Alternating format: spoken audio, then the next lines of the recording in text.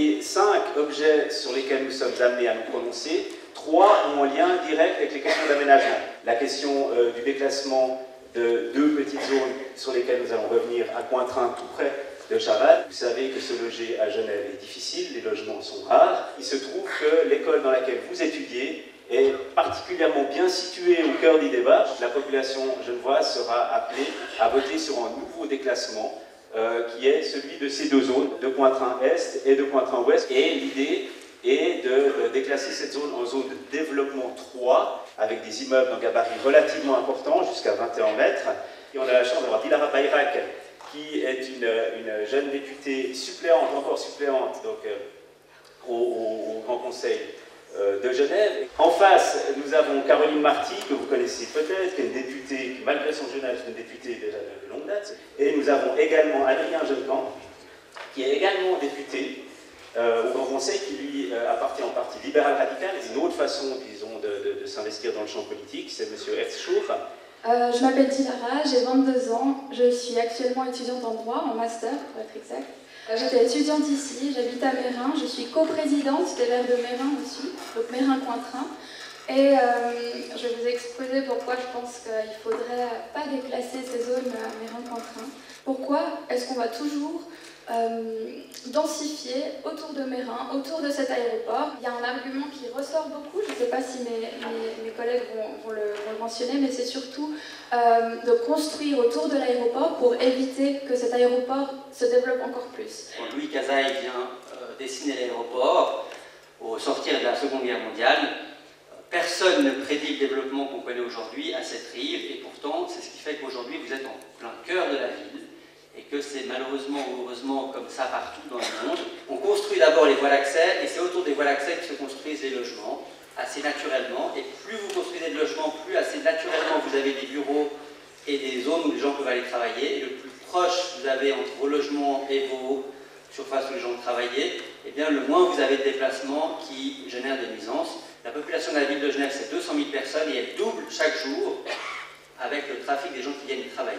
Si on décide de ne pas faire la ville, on peut, c'est de nouveau un choix que j'entends volontiers dans la bouche de certains opposants, mais c'est un choix de décroissance, et avec la décroissance, on a tout un tas de problèmes à régler, notamment sous l'angle des prestations sociales qu'on ne pourra plus verser. On assiste à un bétonnement du canton effréné, mais surtout on assiste à la disparition de centaines d'arbres à travers le canton. On ne peut pas vivre dans une ville entièrement bétonnée, c'est impossible.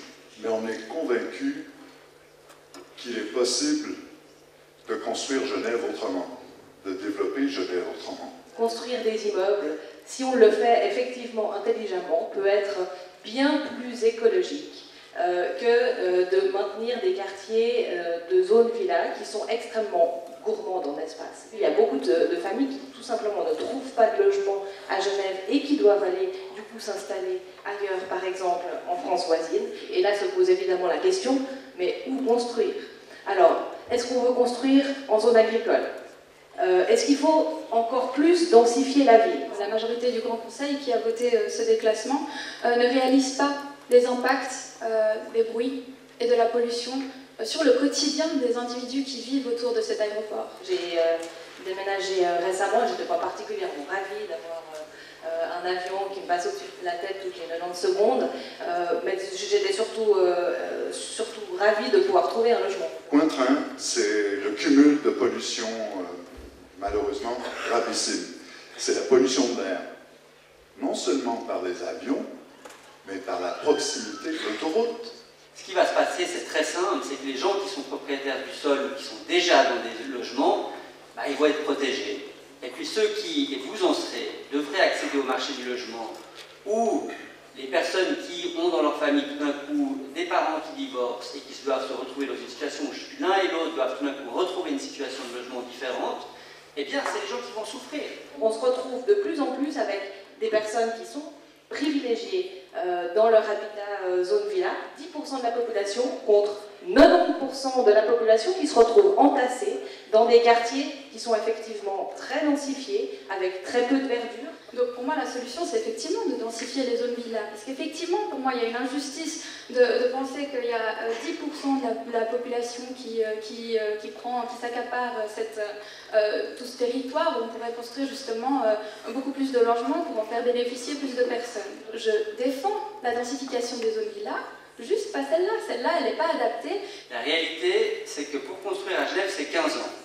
Donc le moment où vous démarrez le premier pas de ce processus qui est une modification de zone, et puis la livraison des appartements, c'est une quinzaine d'années. C'est le canton de Suisse le plus lent en termes de procédure.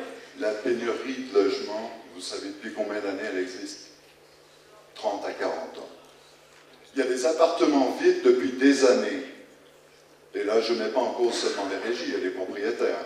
Je ne comprends pas pourquoi on s'acharne sur cette zone, justement, parce qu'il me semble qu'il y a d'autres zones villas, notamment sur rive gauche. Pourquoi on s'acharne sur Cointrin, au lieu de peut-être regarder sur d'autres zones villas qui peuvent se trouver sur le canton? Non, on ne s'acharne pas sur Cointrin.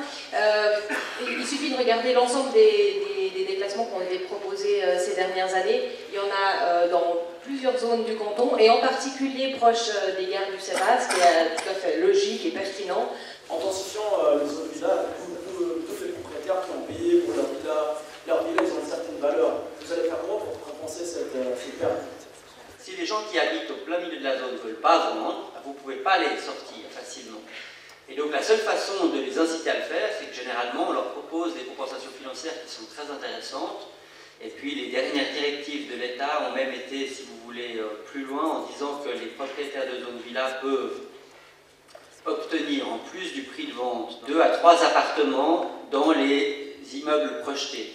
N'est-il pas plus intelligent de promouvoir ces transports et d'influencer les gens pour prendre des transports publics pour éviter ce déplacement et cette pollution qui peut être produite? Vous avez mentionné la solution. Les transports sont la carte magique qu'on doit jouer, et la plus grande carte magique.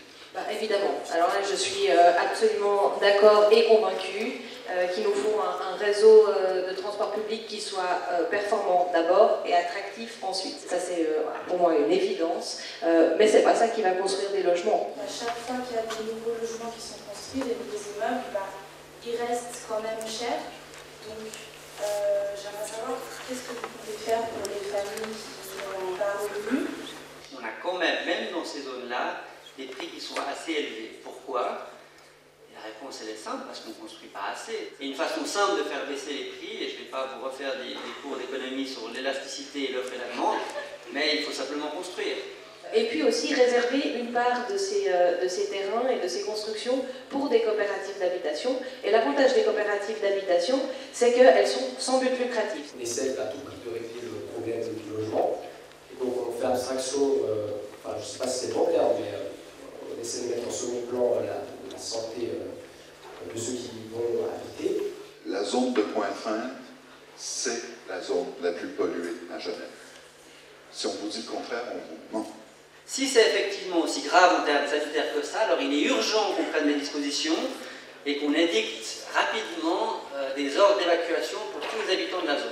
Ceux qui disposent du droit de vote, évidemment, nous vous invitons à l'utiliser. Nous remercions M. Hertschow, Mme Mayrac, Mme Marty, M. Jeunecamp. Nous vous souhaitons une bonne fin de journée. Nous sommes à votre disposition.